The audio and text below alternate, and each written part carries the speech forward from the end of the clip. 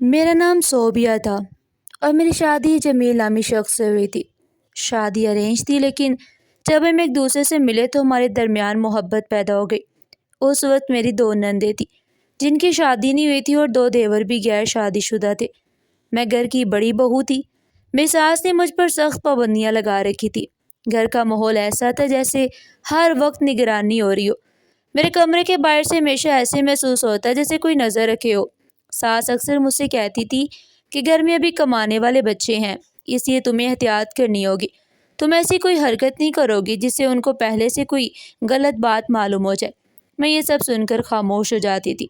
میرے دل میں بہت کچھ ہوتا تھا لیکن میں کچھ نہیں کہتی تھی۔ میں اپنے شوہر کے ساتھ اپنے ہی کمرے میں بیٹھی ہوتی تو بھی دل پر ایک بوجھ سا محسوس ہوتا۔ ہم دونوں آہستہ آہستہ بات کرتے تھے اور دھیمی آواز میں ہنستے تھے، جیسے کسی قید میں زندگی گزار رہی ہو۔ ایک دن جمیل نے کھڑکی کی طرف دیکھا، پھر میری طرف دیکھ کر کہا، یہ کیسی زندگی ہے کہ ہم اپنے ہی گھر میں آزاد نہیں ہیں؟ میں نے آہستہ سے جواب دیا، زندگی صرف خوشیوں کا نام نہیں ہوتی، اس میں ذمہ داریاں بھی ہوتی ہیں۔ جمیل کچھ دیر خاموش رہا، پھر بولا، لیکن شادی کے شروع میں انسان جو وقت ساتھ گزارنا چاہتا ہے وہ بھی ہم نہیں گزار پا رہے۔ میں نے نظر جھکا لی اور کہا، اس گھر میں حالات ایسے ہی ہیں، ہمیں صبر کرنا ہوگا۔ کمرے میں خاموشی چھا جاتی تھی۔ باہر سے کبھی نندوں کے قدموں کی آواز آتی اور کبھی ساس کی آواز سنائی دیتی تو ہم فوراً خاموش ہو جاتے تھے، جیسے کوئی غلطی کر رہے ہو۔ میرے سسر اس دنیا میں نہیں تھے اور گھر کی تمام ذمہ داریاں جمیل کے کاندھوں پر تھی۔ میں نے کبھی اسے مجبور نہیں کیا کہ وہ صرف میرے بارے میں سوچے۔ میں نہیں چاہتی تھی کہ وہ اپنی ذمہ داریوں کو چھوڑ دے، لیکن حالات ایسے تھے کہ وہ اپنی ذمہ داریاں بھی پوری طرح ادا نہیں کر پا رہا تھا۔ ایک دن گھر میں بات چلی کہ بیرون ملک جانا چاہیے۔ کسی نے کہا کہ امریکہ چلے جائیں، وہاں کام مل جائے گا اور زندگی بہتر ہو جائے گی۔ لیکن یہ بات اتنی آسان نہیں تھی۔ اس کے لیے بہت سے پیسوں کی ضرورت تھی اور ہمارے پاس اتنے وسائل موجود نہیں تھے۔ میں خاموشی سے سب سنتی رہی۔ میرے ماں باپ اس دنیا میں نہیں تھے اور میرا کوئی سہارا بھی نہیں تھا۔ ساس اس بات پر بھی مجھے طعنے دیتی، میں سب کچھ برداشت کر لیتی، لیکن جواب نہیں دیتی تھی۔ میرے ماں باپ میرے لیے 2.5 منزلہ گھر چھوڑ کر گئے، وہ ان کی آخری نشانی تھی۔ اس وقت اس گھر کی قیمت تقریباً 50 لاکھ روپے تھی۔ جب یہ بات میری ساس کو پتہ چلی تو ان کا رویہ ایک دم بدل گیا۔ وہ میرے پاس ہی اور سخت لہجے میں بولی، ساس نے کہا، یہ گھر بیچ دو اور جمیل کو امریکہ بیچ دو، وہاں جا کر وہ محنت کرے گا اور بہت خوب پیسہ کمائے گا۔ میں نے آہستہ مگر صاف آواز میں کہا، میرا سب کچھ جمیل کا ہے۔ ساس نے فوراً کہا، تو پھر دیر کیوں کر رہی ہو؟ یہ فیصلہ ابھی کر لو۔ میں رات بھر جاگتی رہی، کمرے کی دیواروں کو دیکھتی رہی۔ جمیل میرے پاس بیٹھا تھا، وہ خاموش تھا، لیکن اس کی آنکھوں میں امید صاف نظر آ رہی تھی۔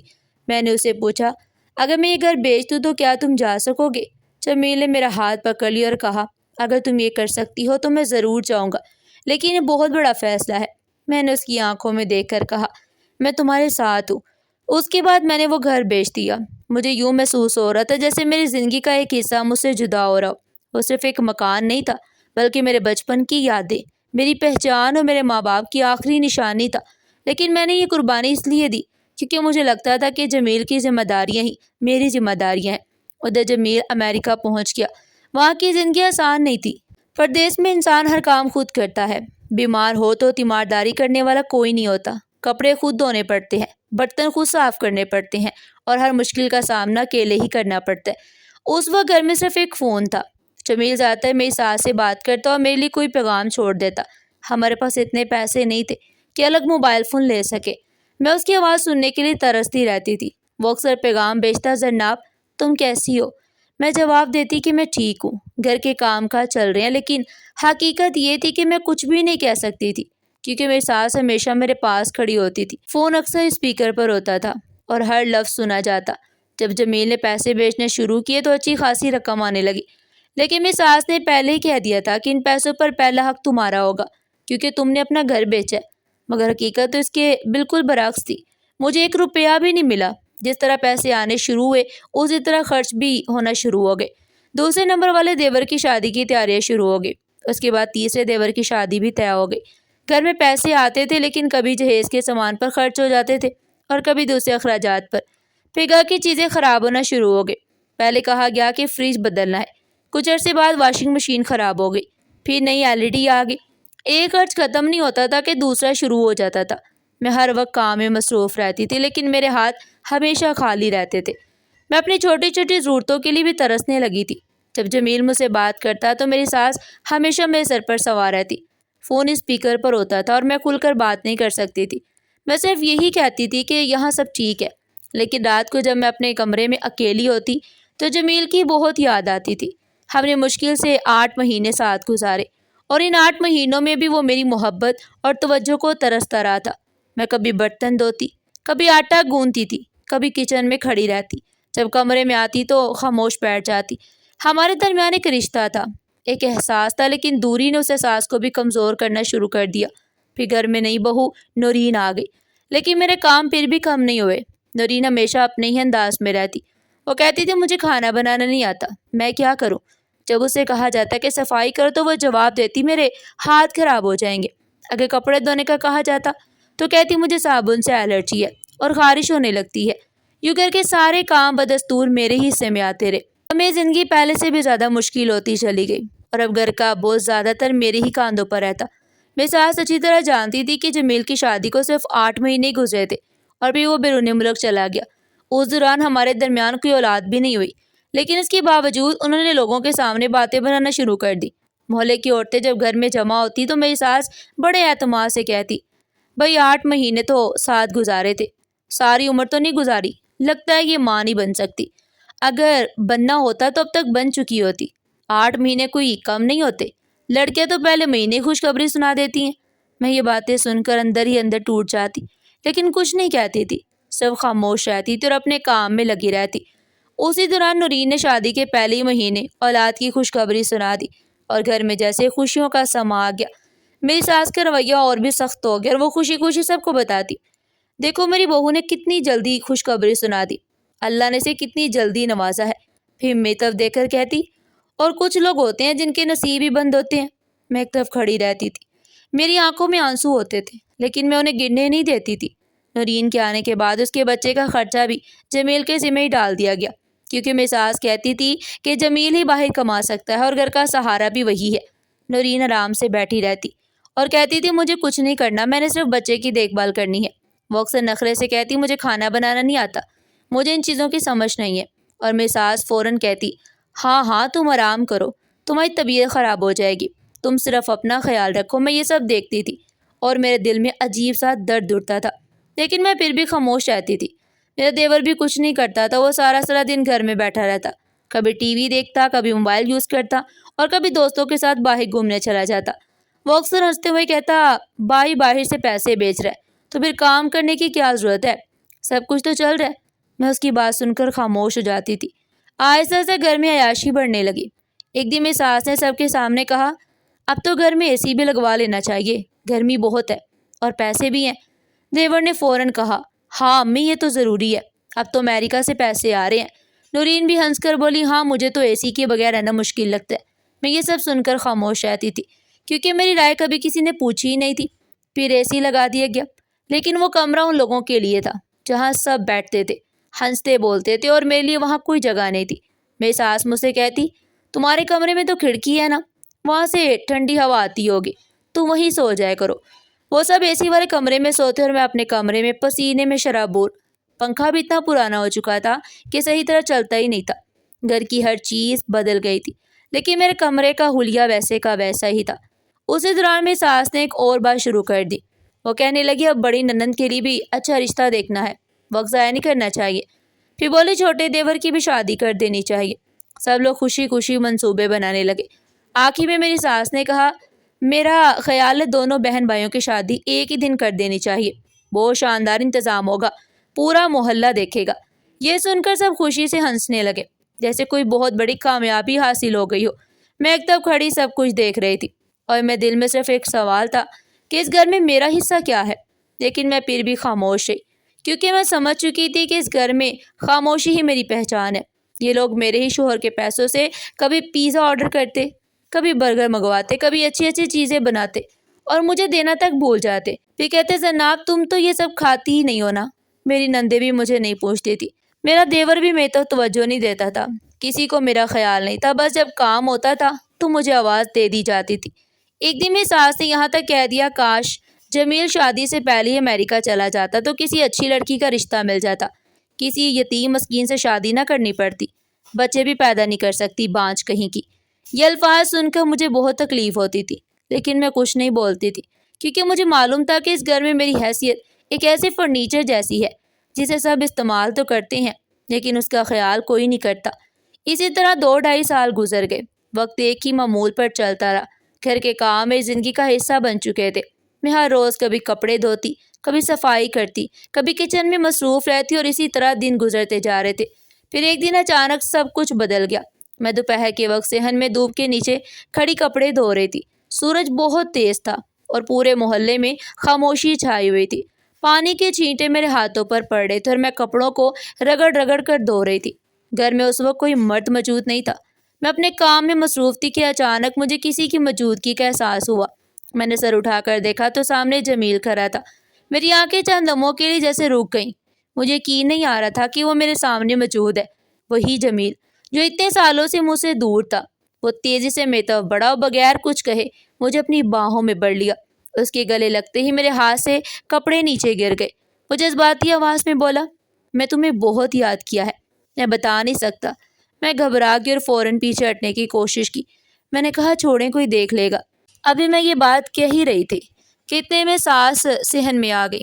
جیسے ہی انہوں نے جمیل کو دیکھا، ان کے چہرے پر حیرت اور خوشی دونوں آ گئے۔ انہوں نے کہا، اتنا اچانک کیسے آ گئے ہو؟ جمیل ہنستے ہوئے بولا، میں تو نوکری چھوڑ کر واپس آ گیا ہوں۔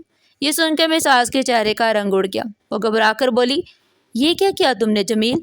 جمیل فوراً ہنس پڑا اور بولا، یار امی، مذاق کر رہا ہوں، میں آپ سب کو سرپرائز دینے آیا ہوں۔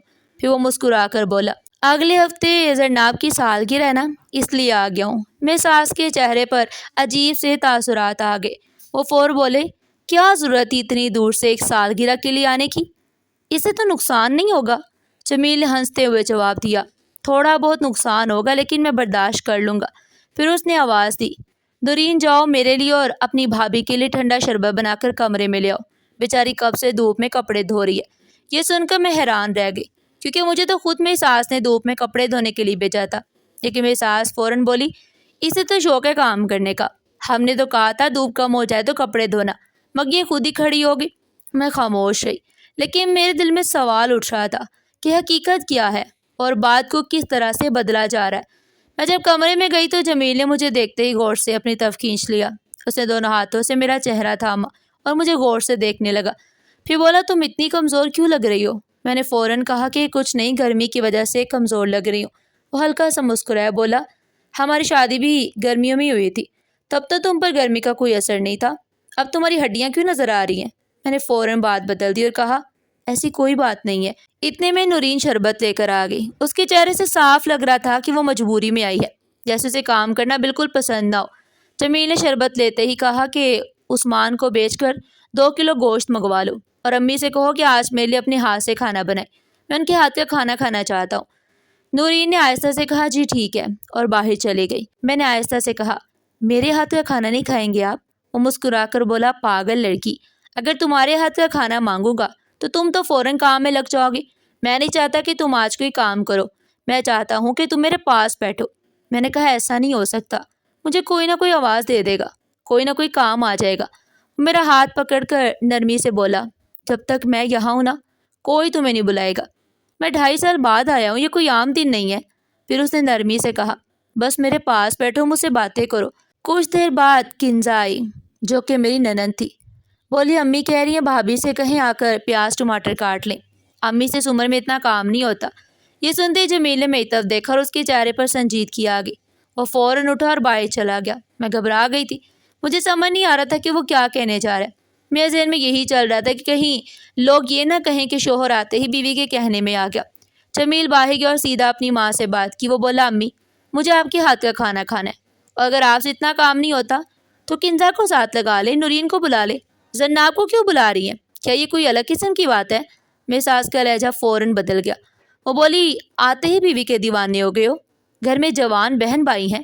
جمیل نے فوراً جواب دیا، 2 کی تو شادی ہو چکی ہے، 1 کی شادی آپ نے طے کر دی ہے، اور ایک کوئی اتنا ننھا منا بچہ تو ہے نہیں کہ کام نہ کر سکے۔ پھر وہ تھوڑے سخت لہجے میں بولا، آج کل ہر کسی کو ہر بات کا پتہ چل جاتا ہے، جو باتیں آپ لوگ چھپاتے ہیں وہ سب انٹرنیٹ پر موجود ہیں اور سب دیکھتے ہیں۔ یہ سن کر میری ساس حیران رہ گئی اور بولی، توبہ توبہ، لیکن جمیل نے مزید کچھ نہیں سنا اور واپس آ کر کمرے کا دروازہ زور سے بند کر دیا۔ آواز پورے گھر میں گونج گئی۔ میں اندر ہی اندر ڈر گئی کہ کہیں ماحول مزید خراب نہ ہو جائے، لیکن اس کے بعد جمیل نے مجھے اپنے ساتھ بٹھا لیا اور ہم دونوں شام تک کمرے میں رہے۔ باہر گھر میں سب کام چل رہے تھے، کہیں کنزا سبزی کاٹ رہی تھی، کہیں نورین کچھ کہہ رہی تھی، کہیں سالن پک رہا تھا، کہیں بریانی کی خوشبو آ رہی تھی اور کہیں رائتا تیار ہو رہا تھا۔ آخر دروازہ کھٹکھٹایا گیا اور آواز آئی کہ کھانا لگ گیا ہے۔ ہم دونوں باہر آئے۔ میں نے نیو سوٹ پہنا ہوا تھا اور بال ابھی تک ہلکے سے گیلے تھے، اسے میں کچھ سنوری ہوئی لگ رہی تھی۔ سب لوگ ہمیں ایسے دیکھ رہے تھے جیسے کوئی نیا منظر ہو۔ کسی نے ایسا سے کہا، اس کا شوہر آیا ہے تو یہ تو ملکہ بن گئی۔ میں خاموشی سے جا کر بیٹھ گئی۔ جمیل نے مجھے اپنے ساتھ بٹھایا اور میری پلیٹ میں گوشت ڈالنے لگا، پھر بولا، کھاتی نہیں ہو نا، اسی لیے اچھی بلی چھوڑ کر گیا تھا اور اب دیکھو کتنی کمزور ہو گئی ہو۔ اس کے آواز میں محبت بھی تھی اور ناراضگی بھی۔ میں صرف خاموش رہی۔ رات کو ہم دونوں کمرے میں لیٹے ہوئے تھے تو جمیل نے خاص طور پر مجھ سے پوچھا، انہوں نے تمہارے ساتھ کیا کیا ہے؟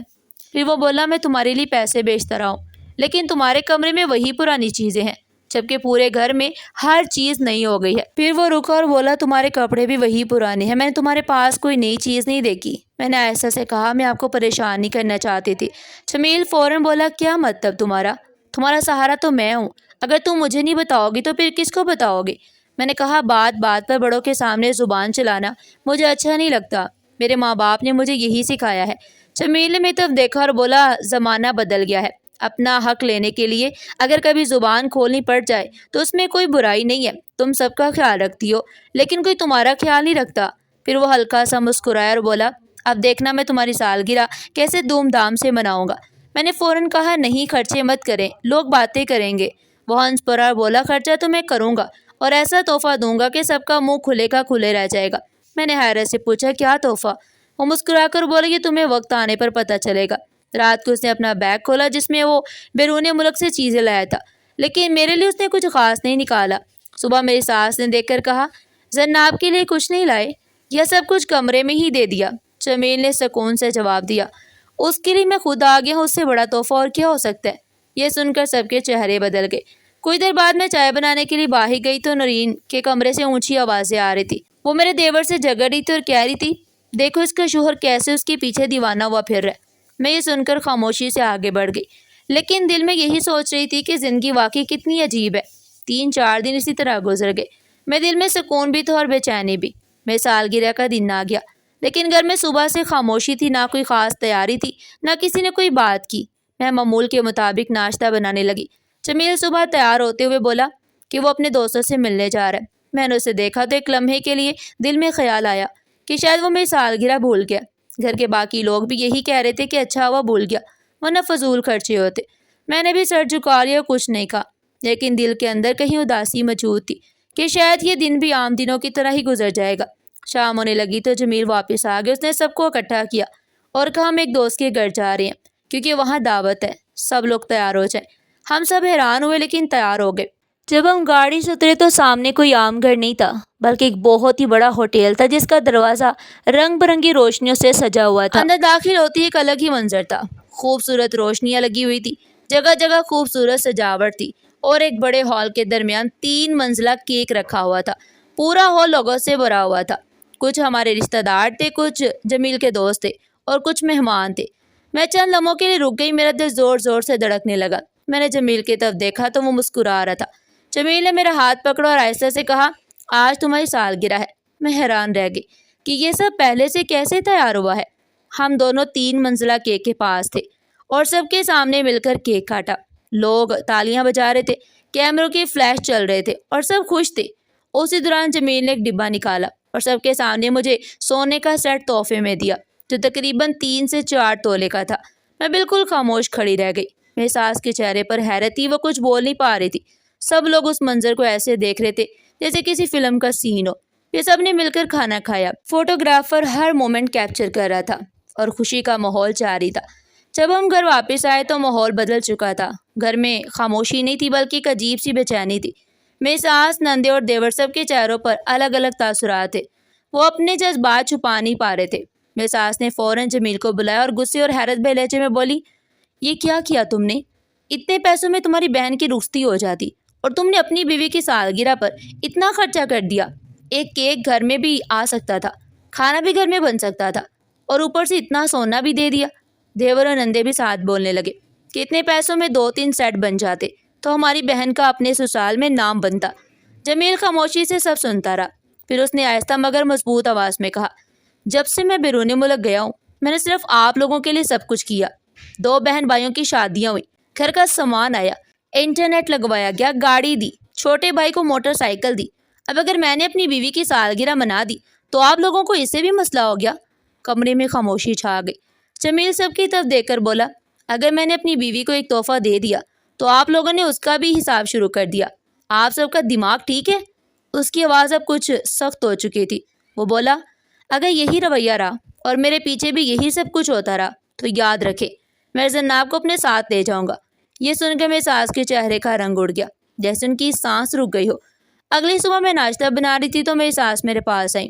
ان کے آواز میں غصہ بھی تھا اور کمزوری بھی۔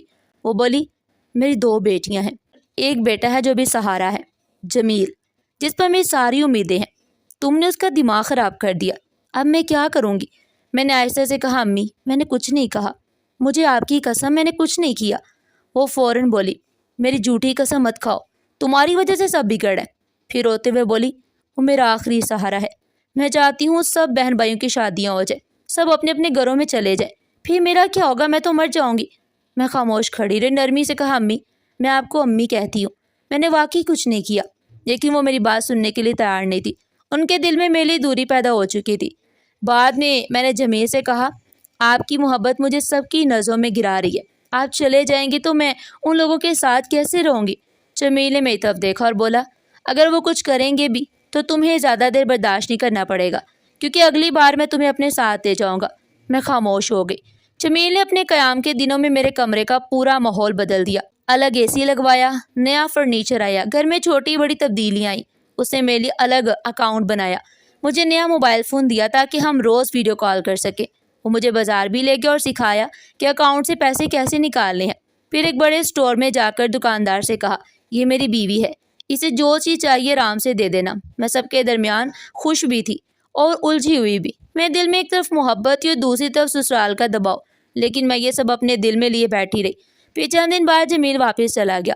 اس بار اسے رخصت کرنا پہلے سے زیادہ مشکل تھا، کیونکہ اس نے میرے دل میں اپنی جگہ اور گہری کر دی تھی۔ جمیل کے جانے کے بعد گھر کا ماحول پھر بدل گیا۔ پہلے جہاں تھوڑی سی نرمی اور خوشی تھی، وہاں اب سرد مہری آ گئی۔ گھر والے میرے ساتھ پہلے جیسا رویہ نہیں رکھتے تھے، بات بات پر طنز کرتے اور کہتے، رہنے دو، اب کام کرنے کی ضرورت نہیں، کہیں پہ جمیل کو شکایت نہ لگا دو کہ ہم تم سے کام کرواتے ہیں، اب تو تمہارے پاس فون بھی ہے نا۔ میں خاموش ہو جاتی اور ہاتھ روک لیتی۔ پھر کچھ دیر بعد وہی لوگ کہتے، اب تو بڑی بن گئی ہو، سب کچھ تمہارے شوہر نے بدل دیا۔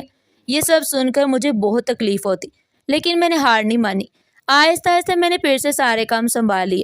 میں صبح جلدی اٹھتی، چائے بناتی، روٹیاں پکاتی، سبزی کاٹتی، صفائی کرتی اور گھر کا ہر کام کرتی۔ لیکن ایک چیز کبھی واپس نہیں آئی، اور وہ تھی عزت۔ میں گھر میں سب کا خیال رکھتی تھی، لیکن دل کے اندر ایک خالی پن رہتا تھا۔ میں کسی کا دل نہیں دکھانا چاہتی تھی۔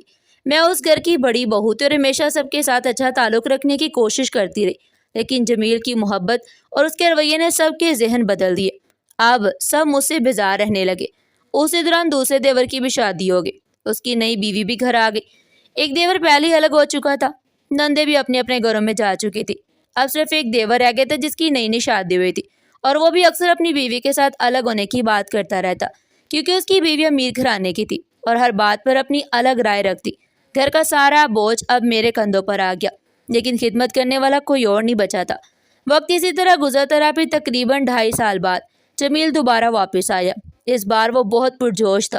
اس نے آتے ہی کہا کہ وہ مجھے اپنے ساتھ لے جائے گا۔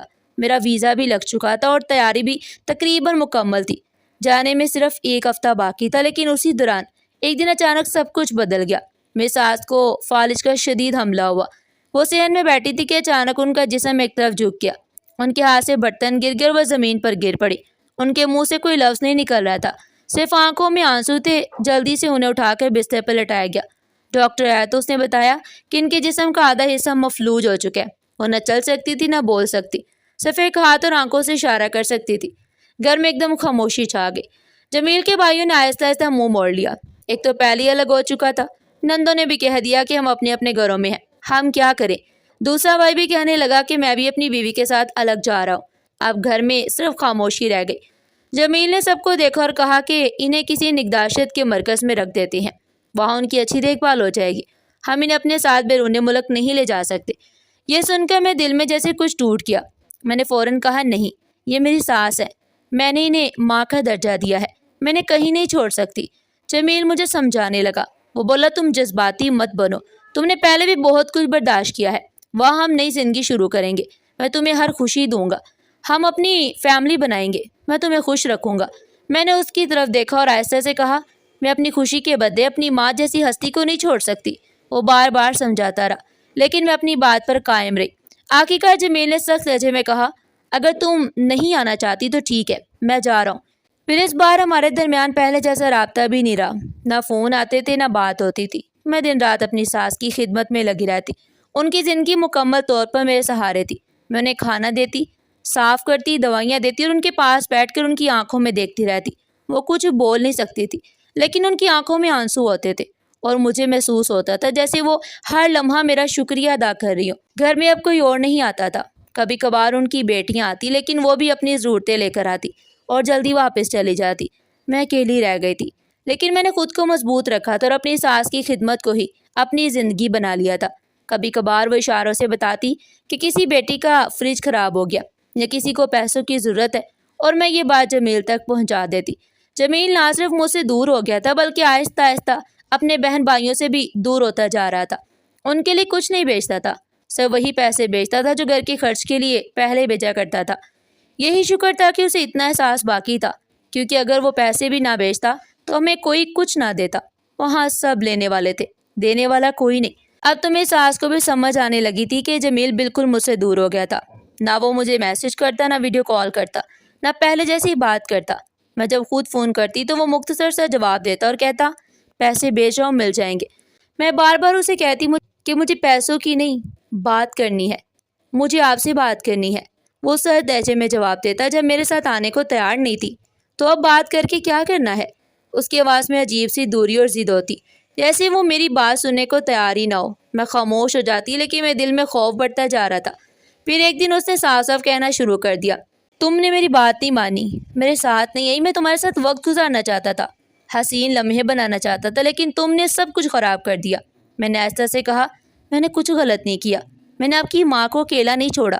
وہ فوراً بولا تم صرف اچھی بہو بننے کا دکھاوا کر رہی ہو، اگر تم واقعی مجھ سے محبت کرتی ہوتی تو میرے ساتھ آ جاتی۔ پھر وہ سخت لہجے میں بولا اگر تم ان کی خدمت کر رہی ہو تو صرف اچھا بننے کے لیے کر رہی ہو، اس کا صلہ تمہیں کبھی نہیں ملے گا۔ تم نے اپنے اور میرے خوابوں کا کباڑہ کر دیا ہے، میں تمہیں کبھی معاف نہیں کر سکتا۔ اس کی باتیں میں دل کو زخمی کرتی رہی۔ پھر ایک دن میں نے بھی ہمت کر کے جواب دیا، میں نے کہا اگر یہ برا ہے تو میں ایسے احساس کے ساتھ نہیں رہ سکتی۔ اگر میں آپ کے ساتھ چلی جاتی اور آپ کی ماں کو اس حالت میں اکیلا چھوڑ دیتی تو یہ ظلم ہوتا۔ جس عورت نے آپ سب کو پالا اس کا یہ انجام نہیں ہونا چاہیے تھا۔ میری آواز کانپ رہی تھی لیکن میں نے اپنی بات مکمل کی۔ میں نے کہا میں نے جو کیا ہے صحیح کیا ہے، یہ ہماری آخری لمبی بات تھی۔ اس کے بعد جمیل نے مجھے بلاک کر دیا، نہ کوئی میسیج آیا نہ کوئی کال، صرف کبھی کبھی پیسے بھیج دیتا تھا، جیسے یہ رشتہ صرف رقم تک محدود ہو کر رہ گیا ہو۔ 2 مہینے گزر گئے، پھر مجھے خبر ملی کہ اس نے وہاں کسی اور سے شادی کر لی ہے۔ یہ خبر میرے لیے ایسا جھٹکا تھی جسے میں لفظوں میں بیان نہیں کر سکتی تھی۔ میں دن رات روتی تھی، اکیلے بیٹھ کر سوچتی تھی کہ جس انسان کے لیے میں نے سب کچھ چھوڑ دیا اس نے مجھے اتنی آسانی سے اپنی زندگی سے نکال دیا۔ میرا دل ہر وقت باری رہتا تھا۔ ادھر میری ساس کی حالت آہستہ آہستہ بہتر ہونے لگی، وہ ٹوٹے پھوٹے لفظ بولنے لگی۔ کبھی کبھی وہ مجھے دیکھ کر آہستہ سے کہتی بیٹا ایک دن تجھے سب کا صلہ ضرور ملے گا۔ میں خاموش رہتی تھی کیونکہ میں نہیں جانتی تھی میرا صلہ کیا ہے۔ میں نے تو صرف یہ چاہا کہ میرا شوہر میرے ساتھ رہے، لیکن وہ صلہ اب میرے ہاتھ میں نہیں تھا۔ گھر بالکل سنسان ہو گیا تھا۔ جب پہلے ہر وقت شور ہوتا تھا، نندیں آتی جاتی تھی، دیور ان کی بیویوں کی موجودگی رہتی تھی، اب وہاں صرف خاموشی رہ گئی۔ دیواریں بھی جیسے بولنا بھول گئی تھی۔ وقت گزرتا گیا اور سال ایک دوسرے کے پیچھے گزرتے چلے گئے، یہاں تک کہ پورے 10 سال گزر گئے۔ 5 سال پہلے آخری بار میری جمیل سے بات ہوئی تھی اور اس کے بعد اس نے مجھے اپنی زندگی سے بالکل الگ کر دیا۔ نہ کوئی رابطہ، نہ کوئی خبر، بس ایک دوری تھی جو وقت کے ساتھ اور گہری ہوتی چلی گئی۔ ان 10 سالوں میں میری ساس بستر پر پڑی رہی، ان کا جسم دن بدن کمزور ہوتا گیا، وہ مکمل طور پر دوسروں کی محتاج ہو گئی، نہ اٹھ سکتی تھی نہ بیٹھ سکتی تھی، صرف آنکھیں اور سانسیں باقی تھی۔ کبھی کبھی وہ ٹوٹے ہوئے لفظوں میں بہت مشکل سے کہتی، میں مرنا چاہتی ہوں لیکن مر نہیں پا رہی۔ یہ الفاظ سن کر میں دل میں عجیب سا درد اٹھتا تھا۔ میں ان کے پاس بیٹھی انہیں دیکھتی رہتی اور کچھ نہ کہہ پاتی۔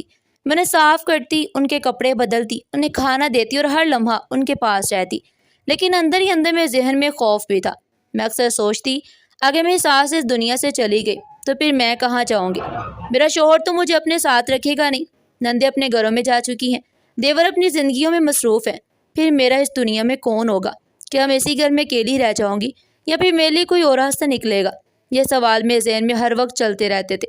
میں کبھی کچن میں کھڑی ہوتی تو سوچوں میں گم ہو جاتی، کبھی اپنی ساس کا ہاتھ پکڑ کر خاموش بیٹھی رہتی۔ وقت گزرتا رہا، گھر میں صرف میں اور میری ساس رہ گئی تھی، اور خاموشی ہر چیز پر چھا گئی تھی۔ اب تو مجھے یہ بھی یاد نہیں تھا کہ میں نے جمیل سے آخری بار کب بات کی۔ جب میری شادی ہوئی تھی تو میں صرف 18 سال کی تھی، اب میں 45 سال کی ہو چکی تھی۔ وقت نے مجھے بہت بدل دیا، لیکن ایک چیز نہیں بدلی، میری اولاد نہیں تھی۔ میری زندگی میں ایک ایسا خلا تھا جو کبھی پور نہیں ہو سکا۔ گھر اب پہلے جیسا نہیں رہا۔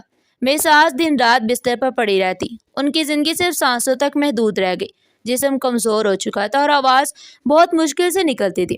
وہ اکثر روتی رہتی، آنکھوں سے آنسو بہتے رہتے اور بار بار ایک ہی بات کہتی، مجھے سزا مل گئی ہے، میں تیری زندگی برباد کی، میں تیرے ساتھ بہت برا کیا۔ میں ان کے پاس بیٹھ کے نرمی سے کہتی، امی چھوڑ دے سب باتیں، کیوں اپنی طبیعت خراب کرتی ہیں؟ وہ میری طرف دیکھتی، آنکھوں میں آنسو بھر آتے، کچھ دیر خاموش رہتی پھر سر جھکا لیتی۔ اپنے بچوں کا ذکر کرتے ہوئے ان کی آواز بھر آتی تھی، لیکن میرے لیے ان کے دل میں خاص دعا ہوتی۔ وہ چاہتی تھی کہ میری زندگی سنور جائے۔ وقت تنہائی میں گزرتا رہا، گھر میں خاموشی بڑھتی گئی اور دیواریں بھی سنسان ہو گئی۔ پھر وہ دن آیا جو میری زندگی میں ہمیشہ کے لیے نقش ہو گیا۔ اس دن میں بہت اداس بیٹھی تھی، آنکھوں میں آنسو تھے، کیونکہ وہ میری سالگرہ کا دن تھا۔ میرے ذہن میں پرانے دن گھوم رہے تھے۔ وہ لمحہ یاد آ رہا تھا جب جمیل میری سالگرہ کے لیے امریکہ سے آیا تھا۔ وہ خوشی، وہ ماحول، وہ ہوٹل، وہ 3 منزلہ کیک اور وہ سونے کا تحفہ، سب کچھ میری آنکھوں کے سامنے ایک فلم کی طرح گھوم رہا تھا۔ میرے ہاتھ میں وہی پرانی تصویر تھی جسے میں نے برسوں سے سنبھال کر رکھا ہوا تھا۔ میں نے اسے اپنی گود میں رکھے خاموش بیٹھی تھی۔ کمرے میں مکمل خاموشی تھی، صرف گھڑی کی ٹک ٹک سنائی دے رہی تھی۔ اچانک میری ساس کی آنکھوں میں آنسو آ گئے۔ انہوں نے بہت مشکل سے ہاتھ اٹھا کر دروازے کی طرف اشارہ کیا۔ ان کے چہرے پر ایسی کیفیت تھی جیسے وہ کچھ دیکھ رہی ہوں جو میں نہیں دیکھ پا رہی تھی۔ میں نے آہستہ سے سر موڑا اور دروازے کی طرف دیکھا، اور پھر میں ساکت رہ گئی۔ دروازے پر جمیل کھڑا تھا۔ 10 سال بعد اس کے ہاتھ میں بیگ تھے اور آنکھوں میں آنسو تھے۔ وہ تھکن اور جذبات دونوں لیے خاموش کھڑا تھا، جیسے وقت وہیں رک گیا ہو۔ میں چند لمحے اسے دیکھتی رہی، یقین نہیں آ رہا تھا کہ یہ حقیقت ہے۔ میرے قدم خود بخود اس کی طرف بڑھ گئے۔ ہم دونوں ایک دوسرے کے قریب آ گئے، لیکن اس لمحے کوئی لفظ نہیں تھا، صرف خاموشی تھی اور آنکھوں سے بہتے ہوئے آنسو۔ پھر اس نے مجھے اپنی باہوں میں بھر لیا۔ اس کی گرفت مضبوط تھی اور آواز کانپ رہی تھی۔ وہ بولا، میں ہمیشہ کے لیے واپس آ گیا ہوں، میں سب کچھ چھوڑ کر تمہارے پاس آ گیا ہوں۔ میں کچھ نہ کہہ سکی، صرف روتی رہی۔ میرے اندر خوشی بھی تھی اور ایک انجانا سا خوف بھی۔ 10 سال بعد وہ میرے سامنے تھا، لیکن وقت بہت کچھ بدل چکا تھا۔ پھر میری نظر ساس کی طرف گئی۔ وہ ابھی اسی حال میں تھی، لیکن ان کی آنکھیں کھلی ہوئی تھی اور ان میں آخری سکون تھا۔ میں ان کے پاس کی، انہیں آواز دی، ان کا ہاتھ پکڑا، لیکن وہ جا چکی تھی۔ ان کے چہرے پر عجیب سا اطمینان تھا، جیسے وہ سب کچھ دیکھ کر مطمئن ہو گئی ہوں۔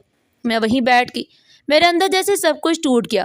جمیل میرے پیچھے کھڑا آنسو بہا رہا تھا، لیکن وہ بھی کچھ نہ کہہ سکا، نہ کوئی لفظ، نہ کوئی آواز۔ پورے گھر میں ایسی خاموشی پھیل گئی جو ہر آواز سے بڑی تھی، اور وہ گھر جہاں کبھی زندگی ہوا کرتی تھی اب صرف یادوں کا ایک حصہ بن چکا تھا۔ جمیل نے مجھے سب کچھ آہستہ آہستہ بتانا شروع کیا۔ اس کی آواز بھاری تھی اور آنکھوں میں ایک عجیب سا بوجھ تھا، جیسے وہ بہت سالوں کا درد اپنے اندر لیے بیٹھا ہو۔ وہ میرے سامنے بیٹھا تھا اور لمبے وقفے کے بعد بولنا شروع ہوا۔ وہ بولا، میں غصے اور انا میں اندھا ہو گیا تھا، میں نے غلط فیصلہ کیا اور دوسری شادی کر لی۔ میں خاموشی سے اسے دیکھتی رہی۔ وہ چند لمحے رکا، پھر دوبارہ بولا کہ وہ عورت بری نہیں تھی، لیکن رشتے میں وہ گہرائی نہیں تھی۔ میں تمہیں بول نہیں پا رہا تھا، لیکن اپنی ضد میں سب کچھ خراب کر دیا۔ اس نے اپنے ہاتھوں سے چہرہ چھپا لیا، پھر بولا، میں خود سے شرمندہ ہوں۔ پھر اس نے کہا کہ ایک وقت ایسا آیا کہ میرے پاس کچھ نہیں بچا تھا، نہ سکون، نہ پیسہ، نہ اعتماد۔ میں بالکل ٹوٹ گیا تھا، لیکن پھر بھی میں کسی نہ کسی طرح تمہیں پیسے بیچتا رہا۔ اس نے میری طرف دیکھا اور آہستہ سے بولا، اسی بات پر وہ مجھ سے لڑتی تھی۔ پھر ہماری لڑائیاں بڑھتی گئی اور ایک دن وہ مجھے چھوڑ کر چلے گئے۔ میں نے اس کی بات سن کر آہستہ سے کہا، اب جب وہ چلی گئی تو اس کا ذکر کیوں کرتے ہو؟ اسے چھوڑ دو۔ جمیل نے فوراً میری طرف دیکھا اور بولا نہیں، یہ میری غلطی تھی، صرف اس کی نہیں۔ تم نے میری ماں کی خدمت کی، تم نے میرے حصے کا فرض نبھایا، لیکن میں نے تمہیں اکیلا چھوڑ دیا۔ اس کی آواز میں پچھتاوا تھا اور آنکھوں میں نمی تھی۔ وہ بولا اللہ نے مجھے سزا دی، میں اپنی ماں سے آخری بار معافی بھی نہیں مانگ سکا، وہ مجھے معاف کیے بغیر ہی چلی گئی۔ میں نے آہستہ سے اس کا ہاتھ پکڑا اور کہا وہ سب کو معاف کر کے گئی تھی۔ یہ سن کر وہ خاموش ہو گیا۔ کمرے میں ایک لمحے کے لیے خاموشی چھا گئی۔ پھر جمیل نے گہری سانس لی اور میرے قریب آ کر بولا اب ہم دونوں اپنی زندگی دوبارہ شروع کرتے ہیں۔ ان سالوں سے جب میں پردیس کیا تھا سب کچھ وہیں سے دوبارہ شروع کرتے ہیں، ان سالوں کو درمیان سے نکال دیتے ہیں۔ وہ میرا ہاتھ تھامتے ہوئے بولا، اس کی آنکھوں میں امید تھی۔ اس نے کہا میں چاہتا ہوں تم پھر سے میری بیوی بن کر میرے ساتھ رہو، مجھے آج بھی سکون سے تم سے ملتا ہے۔ تم ہی میری وہ مخلص عورت ہو جو ایک مرد کو زندگی میں صرف ایک بار ملتی ہے۔ اس کی آواز میں عاجزی تھی۔ وہ بولا مجھ سے دور نہ جانا، میرے چھوٹے چھوٹے ارمان ہیں، ان کا خیال رکھنا۔ میں نے اس کی طرف دیکھا اور بہت آہستہ سے کہا ٹھیک ہے۔ اس سمے کے بعد جیسے وقت نے پھر سے رخ بدل لیا، ہم دونوں نے ایک دوسرے کا ہاتھ تھاما اور ایک نئی شروعات کی طرف قدم بڑھا دیے۔ دن آہستہ آہستہ بدلنے لگے۔ جمیل نے سب کچھ دوبارہ سنبھالنا شروع کیا، اس نے اپنے کام کو دوبارہ منظم کیا، گھر میں بھی ایک نیا سکون آنے لگا، پرانے زخم آہستہ آہستہ بڑھنے لگے۔ وقت کے ساتھ میں نے محسوس کیا کہ زندگی کبھی ایک جگہ نہیں روکتی۔ ایک دن جمیل نے خوشی سے بتایا کہ میں ماں بننے والی ہوں۔ یہ خبر میرے لیے کسی معجزے سے کم نہیں تھی۔ گھر میں خوشی کی ایک نئی لہر دوڑ گئی۔